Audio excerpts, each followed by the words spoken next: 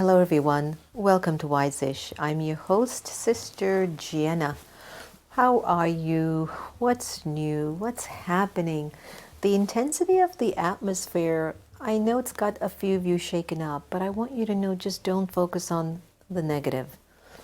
It is so essential right now at this time for you to focus on what are the solutions, what is the positive, where is the light here. Why?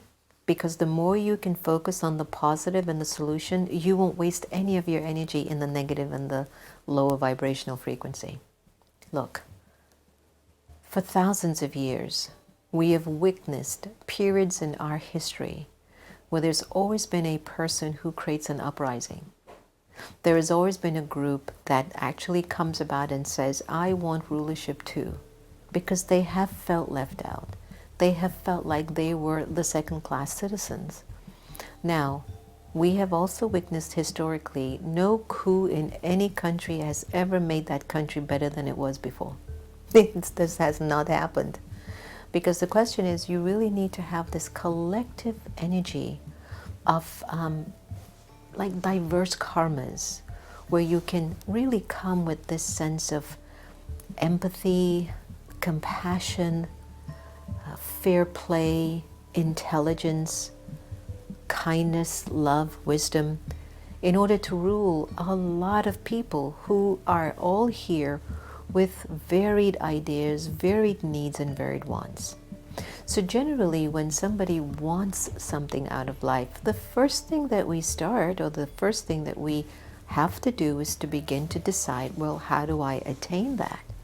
I mean, I want a car, and what do? I earn $1 a day, the car is worth $100, then I start to calculate how much do I need to work, how much do I need to do overtime, and when I buy the car, what are the expenses? This is how you think about life. But majority of people don't think like that.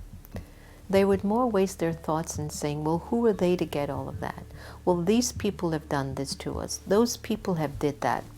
They're not looking out for us. They've taken our jobs. And they've never thought to themselves, what do I need to do to increase my vibrations so that I can attract opportunity and create opportunity in my life? As I begin to say, look, I think what has been set here in stone needs to be broken apart. So it's not that things are absolutely perfect in our lives, but when you have to make a change, do you just go and break everything down and then you're stuck with crumbled buildings, a crumbled economy, a crumbled civilization, and then the people turn to nobody and go, well, what do we do now? And if everybody was always focused on their self-centeredness and their selfishness and serving only for I, me, or mine, then how are they really going to think about the larger picture of a society? Why governments are so important around the world is that it's supposed to think about the larger picture of their country, not just a few people in a country, but the whole country. And so when we begin to value the most greatest essential power that we have as human beings, the power of thoughts, and we begin to do the work first inside ourselves, and we think from a place of purity and innocence and benevolence and respect and compassion and wisdom, whatever the decision is that you make, it's going to benefit everybody. What does that mean? It means nobody loses. Put a little bit of a bookmark right here.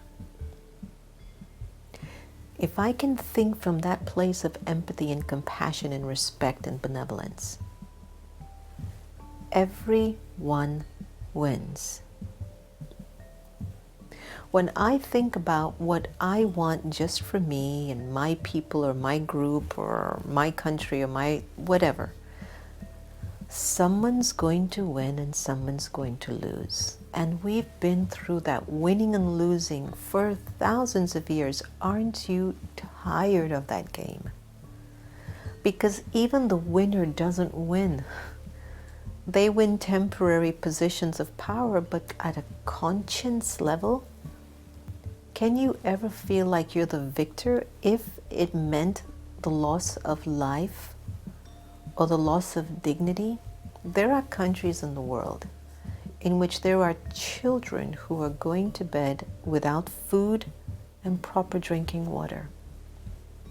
And the leadership of those countries allow that to keep happening. And that's only because if the framing in your consciousness is all about the I of the ego, the me and the mine of your attachment, it can't be of greater service.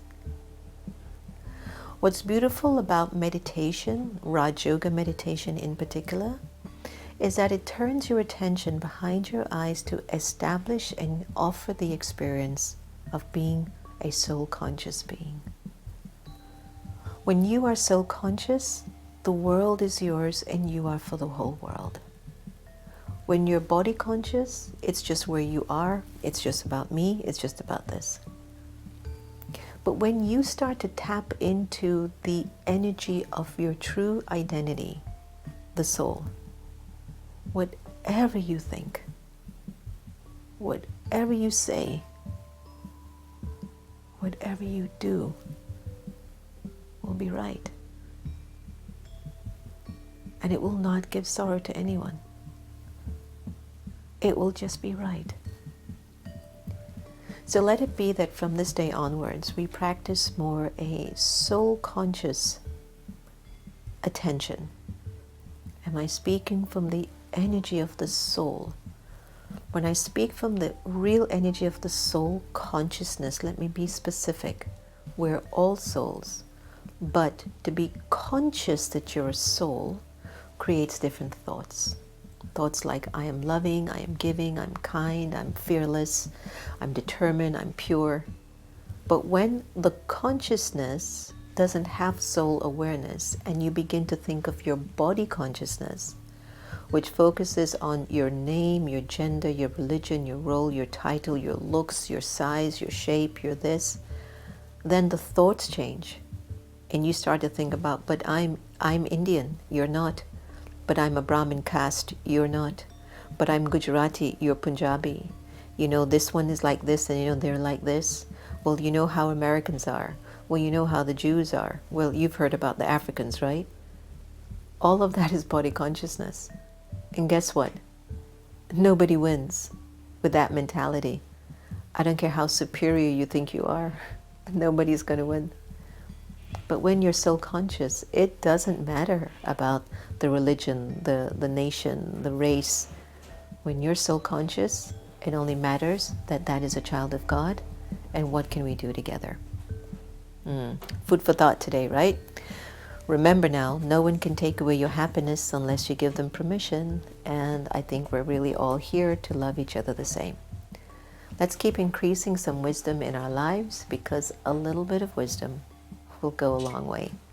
Thanks for joining us on Wise-ish. I'll see you tomorrow.